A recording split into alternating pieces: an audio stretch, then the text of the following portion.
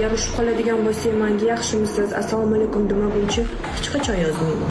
Yozasan. Hech qachon yozmayman. Umrimda hech qachon yozmagan. Hech qachon yozmayman. Umrim bino bo'lib yozmaganman. Urushib qolganimizda birinchi bo'lib u menga yozmasa. Oxirgi podkastimdan keyin meni tushuna oladigan ayollar tushunishdi. Tushuna olmaydiganlar sal arazlab, jahl qilib, xafa bo'lishib, hazilomasi video qilishibdi deb munosabat bildiraman. Lutchi maslahat beraman. Birinchi profilimni bitta pasrog'iga tushib, onamga, oilamga bo'lgan e'tiborimni ko'rib tanishinglarda, keyin qalban niyat qilinglar. O'g'lim bu erkakka o'xshamasin ilohim.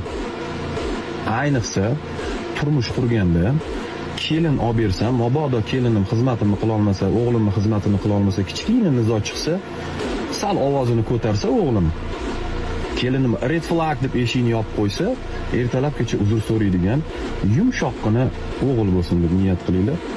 Yetadi, vaqtli bo'linglar.